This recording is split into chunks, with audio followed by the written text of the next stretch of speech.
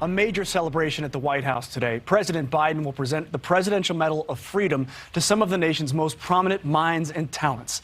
Alex Capriello previews who is being honored. Good morning, Alex. Yeah, good morning to you, Mitch. In total, 17 Americans will receive the nation's top civilian honor for their contributions to our society. Today, President Biden will present the Presidential Medal of Freedom to 17 leaders from the worlds of sports, politics, and entertainment. It's the nation's highest civilian honor, given to those who have made exemplary contributions to our country. The list includes Simone Biles, the most decorated Olympic gymnast in history. She's also a prominent advocate for the mental health and safety of athletes, children in foster care, and victims of sexual assault. Gabby Giffords, the youngest woman ever elected into the Arizona State Senate and a survivor of gun violence. She co-founded an organization dedicated to gun violence prevention. Fred Gray, one of the first black members of the Alabama State Legislature since its reconstruction. As an attorney, he represented Rosa Parks, the NAACP, and Martin Luther King Jr. Sandra Lindsay, a critical care nurse from New York and the very first American to receive a COVID-19 vaccine outside of clinical trials. Sister Simone Campbell, a Catholic leader and a prominent advocate for economic justice, immigration reform, and healthcare policy. And posthumous awards will also be given out to Steve Jobs, the co-founder of Apple and CEO of Pixar, whose inventions changed the way the world communicates. And also John McCain, former U.S. Senator and presidential hopeful, who was also awarded a Purple Heart with 1 gold star for his service in the U.S. Navy in Vietnam.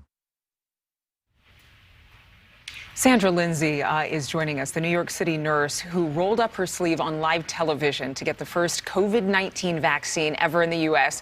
And Sister Simone Campbell, an advocate for economic justice, immigration reform, and the healthcare system, are both joining me live right now from Washington, D.C. Good morning to you both, and congratulations.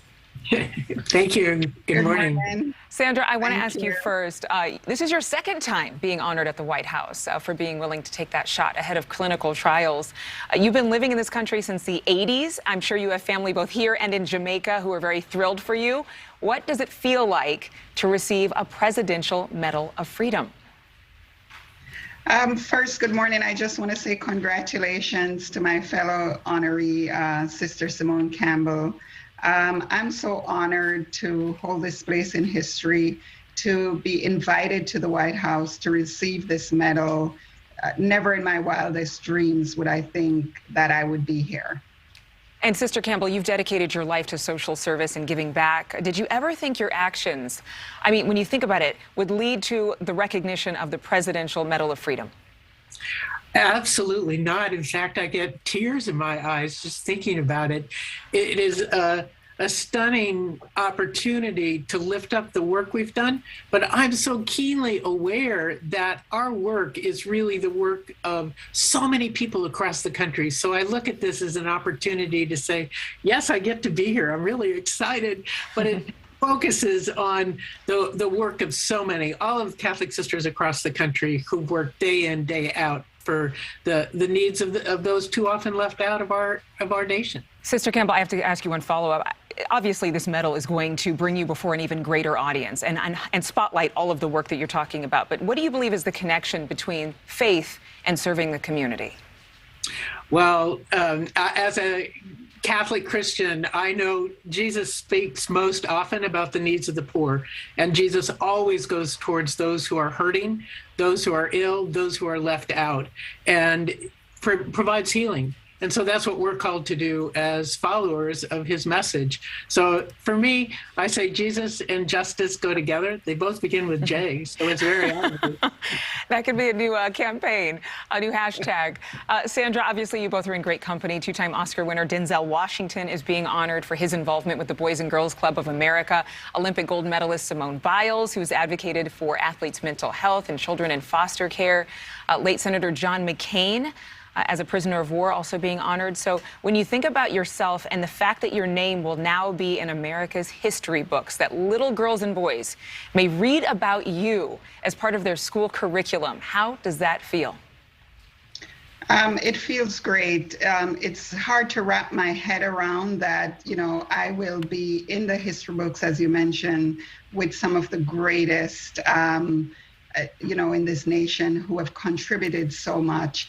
But I hope this serves as a message to young people, to people of color, to minorities, that anything is possible. Anything is possible. And really, any little girl or boy can dream of growing up to receive an honor like this. But I don't know that many people who put it on their resolution list or their goal list. Sister Campbell, how are you going to celebrate?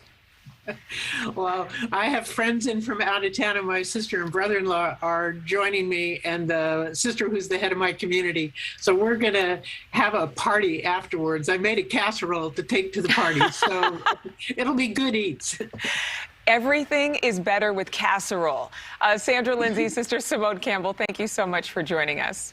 Thank you for watching. Go to newsnationnow.com to find NewsNation on your television provider. And don't forget to click the red subscribe button below to get more of NewsNation's fact-driven, unbiased coverage.